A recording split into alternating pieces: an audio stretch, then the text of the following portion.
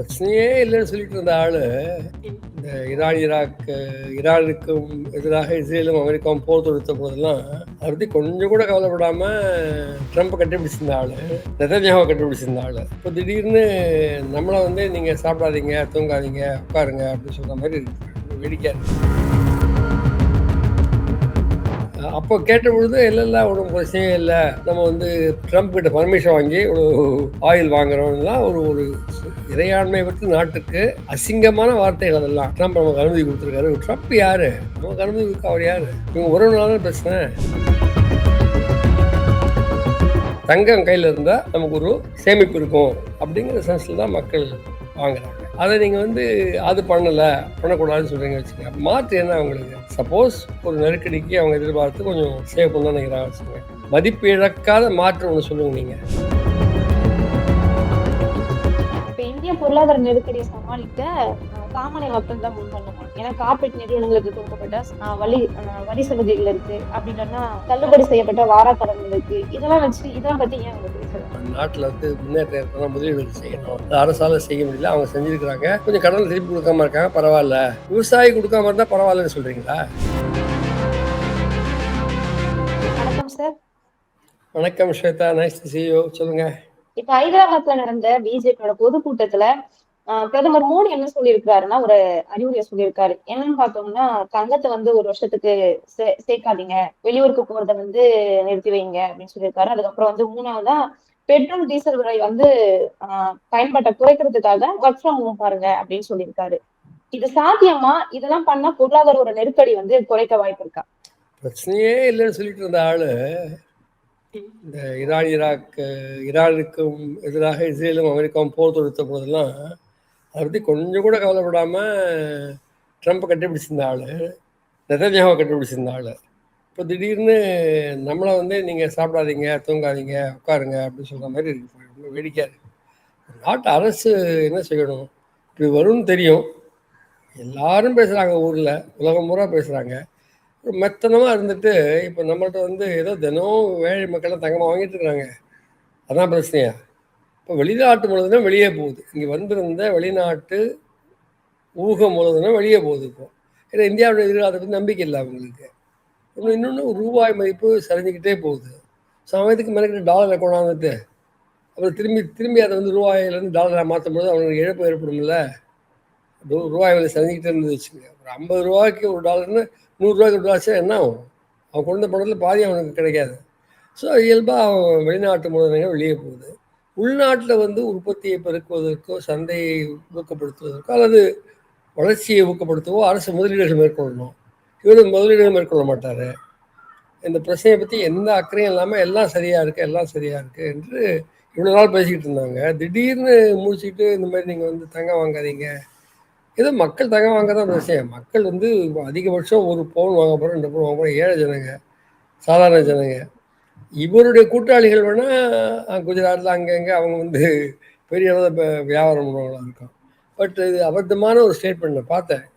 தங்கம் வாங்காதீங்க, பயன்பாட்டை குறைச்சிக்கோங்க, பெட்ரோல் பயன்பாட்டு. நீங்கள் அப்படி வேறு போக்குவரத்து ஏற்பாடுகள் பண்ணுங்கள். பிளேனில் வெளிநாடு போகாதீங்கன்னா அதை விட பேர் போகிறாங்க. இல்லை, சாதாரண மக்களுக்கு பொருத்தமே இல்லை. நீங்கள் செல்வந்தர்கள் மீது முறையாக வரி போட்டு வசூல் பண்ணியிருந்தால் இந்த எண்ணெய் விலை உயர்வில் பெரும் லாபம் ஈட்டிய கம்பெனிகளை கூட நீங்கள் வரி போட மாட்டேங்கிறீங்க. கூடுதல் வரி போடணும்ல. எதிர்பாராத விலை உயர்வு அவங்களுக்கு உரிய லாபம் கிடைக்குதுன்னா பொதுத்துறை நிறுவனங்கள் இந்த நட்டத்தை எதிர்கொள்கிறாங்க. அப்போது இது அரசினுடைய கொள்கைகளை மாற்றுவதற்கு பதிலாக மக்களுக்கு சாதகமாக மக்களை நீங்கள் அது பண்ணாதீங்க, இது பண்ணாதீங்க, தூங்காதீங்க, மூச்சுட்டு இருக்காதீங்க, சாப்பிடாதீங்க, பசியோடு இருக்காதீங்கன்னு இப்படி முரண்பட்ட அறிவுரை கொடுப்பது என்பது பொருத்தமே அல்ல. இதனால் ஒன்றும் பிரச்சனை தீர்க்க முடியாது. பிரச்சனை வந்து ஒரு நாள் 2 நாள் இந்த அவங்க வந்து போர் என்று அறிவித்தது பிப்ரவரி 28. இப்போ பிப்ரவரி முடிஞ்சு, மார்ச் முடிஞ்சு, ஏப்ரல் முடிஞ்சு, 4 மாதம் 3 மாதம் முடிஞ்சு 4 மாதத்தில் இருக்கோம் நம்ம. அப்போ கேட்ட பொழுது இல்லைல்ல ஒன்றும் பிரச்சனையே இல்லை, நம்ம வந்து ட்ரம்ப் கிட்ட பர்மிஷன் வாங்கி ஒரு ஆயில் வாங்குறோம்லாம் ஒரு ஒரு இறையாண்மை பற்றி நாட்டுக்கு அசிங்கமான வார்த்தைகள். அதெல்லாம் ட்ரம்ப் நமக்கு அனுமதி கொடுத்துருக்காரு. ட்ரம்ப் யாரு? நமக்கு அனுமதி கொடுக்க அவர் யாரு? இவங்க உறவுனால பிரச்சனை. அதெல்லாம் அது இவங்க அயலுறவு கொள்கையில், இவங்களுடைய வந்து பன்னாட்டு கொள்கையில் இவங்க வந்து ஒரு பலதுருவ உலகத்தை பயன்படுத்தி மற்ற வளர் நாடுகளோடு இணைந்து கொண்டு இப்போ பிரிக்ஸு, ஈரான் வந்து பிரிக்ஸ் மெம்பர், பிரேசில் தைரியமாக பேசுது, நம்மளால் பேச மாட்டேங்கிறாரு. அப்போ நம்ம வந்து அரசினுடைய அயல் உறவு கொள்கை தோல்வி, ஒரு பலதுருவ உலகம் வரும்பொழுது அதை சாமர்த்தியமாக எப்படி பயன்படுத்திக்கிறது என்பதை பற்றி பார்வையற்ற ஒரு அரசனுடைய நிலைப்பாடு, வீராப்பு. இது வரைக்கும் வீராப்பு, இப்போ வீராப்பு வந்து கொஞ்சம் கொஞ்சமாக அழுகையாக மாறிட்டு இருக்குது. நீங்கள் பண்ணிடாதீங்க, போகாதீங்க, சாப்பிடாதீங்கன்னா என்ன அபத்தமான ஒரு பிரதமருக்கு அழகாது சொல்கிறது. நாங்கள் எதிர்கொள்வோம், இதெல்லாம் செய்வோன்ற ஒரு பாசிட்டிவாக என்ன செய்வோங்கிற சொல்லணும். இல்லை, ஒன்றுமே கிடையாது. இதுனா இது வரைக்கும் மூடி மறைச்சி வச்சிருந்ததெல்லாம் இப்போ வந்து அவன் கண் முன்னாடி போன மாதமே ஏராளமான அந்நிய முதலீடு வெளியே போயிருக்கு. ஆனால் ரூபாய் மதிப்பு வந்து டாலருக்கு 100 ரூபா அப்படிங்கிறத தாண்டிடும். இங்கே என்ன விலை $100, $100 தாண்டின்னு பேசிக்கிட்டு இருக்கிறோம். ரூபாய் மதிப்பு வந்து ஒரு டாலருக்கு ஏதாவது ரூபாய் வந்து 100 ரூபாய்க்கு மேலே ஆயிரம்பிட்டுருக்கு. ஒரு டாலருக்கு 100 ரூபா என்ற அளவுக்கு ரூபாய் மதிப்பு சரியுதே. அப்போது இந்தியாவின் ஏற்றுமதியை அவங்க பெருக்கலை, இறக்குமதியை கட்டுப்படுத்தலை, தாராளமய கொள்கைகளை பின்பற்றுறாங்க. ட்ரம்ப் இதுக்கு மேலே வரி போடுறேன்றாரு. 18%, ஏற்கனவே 0 இருந்த இடத்துல வந்து சுங்க வரி 18% போடுறேன்றாரு. அதை எதிர்த்து ஒரு மௌனமாக இருக்கிறாரு. அதுக்கு மேலே ட்ரம்ப் வந்து நீங்கள் ரஷ்யாட்ட பேசுனீங்க, ரஷ்யாவோட வியாபாரம் பண்ணீங்க, ஆக இன்னொரு 25% போடுறேன் அப்படின்னா ஒரு மிரட்டல் வர்த்தக அரசியலுக்கு இந்திய அரசு ஒரு அடிமை மாதிரி நடந்து கொண்டா அது எப்படி சரியாகும்?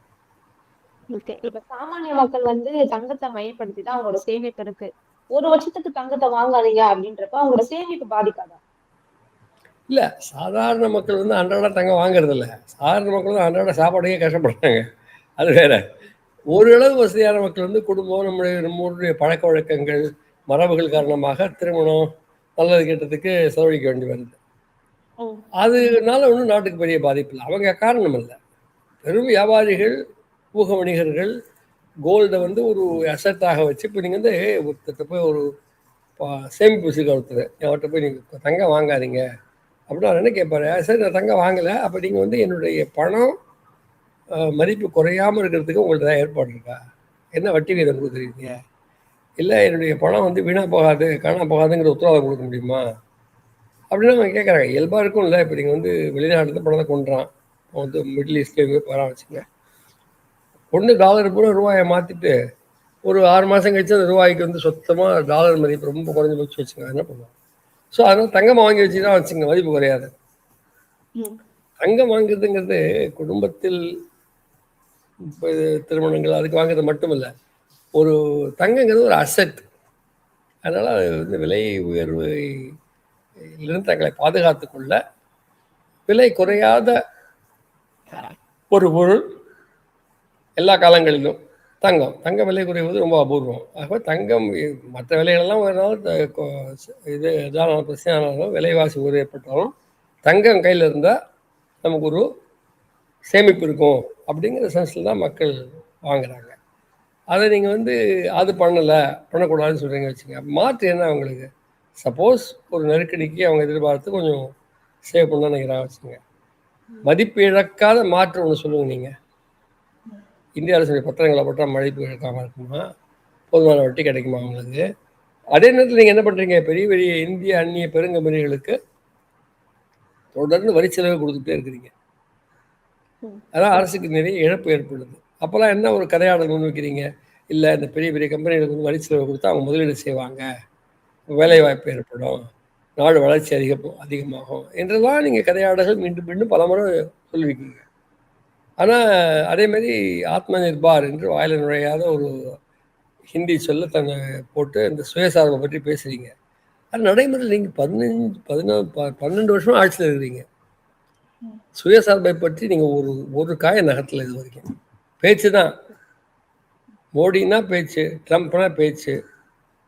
ஆனால் ட்ரம்ப் கொஞ்சம் வீச்சு இருக்குது, இவருக்கு அதுவும் கிடையாது. அதான் நிலைமை. அவர் பிரதமரை பற்றி இப்படிலாம் சொல்கிறீங்களேன்னு நினைக்காதீங்க. பட் என்ன பண்ணுறது, யதார்த்தமாக வந்து அவங்க இந்த உதாரணத்துக்கு இந்தியாவினுடைய எண்ணெய் எரிவாயு வளங்களை தொடர்ந்து தேடவும் உற்பத்தி செய்யவும் தக்க வைக்கவும் என்ன பண்ணியிருக்காங்க இந்திய அரசாங்கம். நீண்ட காலமாக நமக்கு இந்த பிரச்சனை இருக்குது. அதே மாதிரி மாற்று வழிகள், நீங்கள் வந்து ரெனியூவபிள்ஸ்ன்னு சொல்கிறீங்க, புதுப்பிக்கத்தக்க ஆற்றல் வழிமுறைகள்ங்கிறீங்க, அதில் என்ன பண்ணிருக்கிறீங்க? இப்போ அதெல்லாம் சொல்லிட்டு இந்த மாதிரி இருக்குது நிலைமை, என்னென்ன வரும்னு எதிர்பார்க்குறோம், இதுக்காக இந்த அரசு இந்த நடவடிக்கைலாம் எடுக்குது, நீங்களும் கொஞ்சம் ஹெல்ப் பண்ணுங்க அப்படின்னு கேட்குறது வேற. நாங்கள் ஒன்றும் செய்ய மாட்டோம், ஆனால் நீங்கள் சாப்பிடாதீங்க அப்படின்னு சொன்னால் அது என்ன ஒரு அரசாங்கத்தை பொறுப்பற்ற ஒரு பேச்சு, அது ஏற்றுக்க முடியாது. அவருடைய தோல்விகளை மறைப்பதற்கு இப்படி சொல்கிறாங்க. நீங்கள் என்ன சொன்னீங்க, இறக்குமதி கட்டுப்பாடு நீக்கிடுவோம், இது இப்போ இல்லை, 1991 தாராள மேற்கொள் அமலாக்கிறதுலேருந்தே பண்ணிட்டு இருக்கோம். இவங்க ஆட்சியில் ரொம்ப கூடுதலாக பண்ணுறோம். பாஜக என்டிஏ அரசாங்கத்தினுடைய ஆட்சியில் கட்டுப்பாடுகளை நீக்குவது உள்நாட்டிலும் வெளிநாட்டிலும் பெருமுதலாளிகளுக்கு எல்லாத்தையும் திறந்து விடுவது, இந்தியாவே ஒரு பன்னாட்டு இந்நாட்டு பெருமுதல்களுக்கு ஒரு வேட்டைக்காடாக மாற்றி கொடுப்பது, லாபம் ஈட்டுவது மட்டும்தான் அவங்களுக்கு பொறுப்பு, வேற ஒன்றும் கிடையாது அப்படின்னு மாற்றிட்டீங்கன்னா தென் உங்களால் வந்து அந்த பன்னாட்டு சந்தையின் தன்மைகள் மாறிக்கிட்டே இருக்கும்ல. அப்போ உங்களுக்கு வந்து இப்போ இந்த நேரத்தில் அவங்களால ஏற்றுமதி பண்ண முடியல, ஏற்றுமதி அதிகப்படுத்த முடியல. இப்போ கூட இன்றைக்கி கூட பத்திரிகைகள் செய்தி வந்து ஏற்றுமதி முடங்கி கிடக்குன்னு வருது. இப்போ எரிபொருளும் கிடைக்கலன்னா இன்னும் பெரிய பிரச்சனையாகும். இதை போய் நீங்கள் வந்து ஒரு அரசை எப்படி எதிர்கொள்ளணும்? ஒன்று உள்நாட்டு சந்தையை விரிவுபடுத்தி அதில் நீங்கள் வந்து எனர்ஜி சம்மந்தமான கொள்கைகளை கொஞ்சம் மாற்றலாம். இப்போ நீங்கள் வந்து பெட்ரோல் டீசல் பயன்பாட்டை குறைக்கணும் அப்படின்னு நினைக்கிறீங்கன்னா பொது போக்குவரத்தை மேம்படுத்துங்க. நீங்கள் இன்றைக்கி மாநகரங்களில் நம்மளாம் சாதாரண மக்கள்லாம் பொது போக்குவரத்து தான் பயன்படுத்துகிறோம், நமக்கு என்ன காராக இருக்குது. ஆனால் இவங்க வந்து ஒரு பக்கம் காரை பூரா இறக்கி விட்டு பன்னாட்டு இந்நாட்டு பெருங்கம்பெனிகளுக்கு சாதகமாக இப்போ ஒன்றும் இல்லை, இப்போ இந்த ஹூண்டாய்க்கு அவனுக்குலாம் நீங்கள் திறந்து விடுறீங்கல்ல. அப்போது இப்போ கார் வாங்கணுங்கிற எதிர்பார்த்தா அது இந்த ஹூண்டாயினா உற்பத்தி பண்ணதெல்லாம் வெளிநாட்டில் விற்குது இல்லை, சாம்சங் அப்படி வெளிநாட்டில் விற்குதா இல்லை. அப்போ அவங்க வந்து இங்கே வந்துட்டு இங்கே இருக்கிற சந்தையை அவங்க கைப்பற்றுறாங்களே ஒழிய பெரிய அளவுக்கு பன்னாட்டு கம்பெனிகள் இங்கே வந்து முதலீடு செய்து அந்த சரக்குகளை ஏற்றுமதி செய்து நமக்கு அந்நிய செலாவணி ஈட்டி கொடுப்பதில்லை. ஆனால் கதையாளர் அப்படி தான் வச்சாங்க, நீங்கள் வந்து ஈஸ் ஆஃப் டூயிங் பிஸ்னஸ் பண்ணிடுங்க, அப்போ எல்லோரும் வருவாங்க, உற்பத்தி பண்ணுவாங்க, அது வெளிநாடு விற்பாங்க, நிறைய அந்நிய செலாவணி கிடைக்கும். இந்த கதையாடல் வந்து முற்றிலும் பொய்த்து நிற்கிறது என்பதுதான் உண்மை. இப்போ இந்திய பொருளாதார நெருக்கடியை சமாளிக்க சாமானிய மக்கள் தான் முன் பண்ணுமா? ஏன்னா கார்பரேட் நிறுவனங்களுக்கு கொடுக்கப்பட்ட வரி சலுகைகள் இருக்கு, அப்படின்னா தள்ளுபடி செய்யப்பட்ட வாராக்கடன்கள் இருக்கு, இதெல்லாம் பத்தி ஏன் அவங்க பேசல? அதான் இந்த மாதிரி இந்த அரசுடைய கொள்கையே எப்படி இருக்குன்னா, அரசுக்கு கிடைக்க வேண்டிய வரி வாயிலாக அல்லது வந்து கடனுக்கு வட்டியாக வளங்களை எல்லாம் பெருமுதலாளிமார்களுக்கு தார வாத்துட்டு என்ன பேரில் சொல்கிறாங்க, எல்லாம் ஈஸ் ஆஃப் டூயிங் பிஸ்னஸ் இருக்கணும், நாட்டில் வந்து முன்னேற்றம் இருக்கணும், முதலீடுகள் செய்யணும், அது அரசால் செய்ய முடியல, அவங்க செஞ்சுருக்கிறாங்க, கொஞ்சம் கடன் திருப்பி கொடுக்காம இருக்காங்க, பரவாயில்ல. விவசாயி கொடுக்காம இருந்தால் பரவாயில்லன்னு சொல்கிறீங்களா? அவர் ஜெயிலில் போடுறீங்கள, அவர் அடித்து உதைக்கிறீங்கல்ல. பெரிய கம்பெனினா நீங்கள் வந்து செலவு கொடுப்பீங்க, கொடுக்காட்டி பரவாயில்லமீங்க. நீங்கள் வந்து ஒரு 10 லட்சம் கோடி ரூபாய்க்கு மேலே நீங்கள் கடன்களை வஜா பண்ணியிருக்கீங்க. இதெல்லாம் அப்பட்டமான ஒரு மோசடி, மக்களுக்கு எதிரான மோசடி தான் சொல்லணும். இந்த வரி கொள்கைகளும் மாறணும், கடன் சம்மந்தமான கொள்கைகளும் மாறணும். அதில் வந்து மீண்டும் மீண்டும் அவங்க வந்து உண்மைகளை மறைக்கிறாங்க. நாங்கள் ஒன்றும் அப்படி விடலையே, ரத்து பண்ணலையே, புக்கில் எழுதி வச்சுருக்குறோம், இப்போதைக்கு அது கணக்கில் வரலைங்கிறதுனால நாங்கள் வந்து வாரா கடனை போட்டிருக்கிறோம். பட் என்னைக்காவது நாளைக்கு வசூல் பண்ணுவோம், நீங்கள் இருக்க மாட்டீங்க, அது நாங்கள் என்ன பண்ணுறது? நீங்கள் 80 வயசு இருப்பீங்க, 90 வயசு போயிடுவீங்க, நாங்கள் அப்புறமா வாங்கிப்போம். இதெல்லாம் இந்த மாதிரி அபத்தமான கதையாளர்களை அரசாங்கம் முன்வைக்குது என்பது வருத்தத்திற்குரியது. தமிழ்நாடு சட்டமன்ற தேர்தல் திசையில வந்து அமெரிக்கா இஸ்ரேல் போரை வந்து மறந்துடும் நினைக்கிறேன். இப்ப எரிசக்தி பாதுகாப்பை உறுதிப்படுத்த வந்து அரசு வந்து என்ன மாதிரியான நடவடிக்கைகள் எடுத்திருக்காங்க?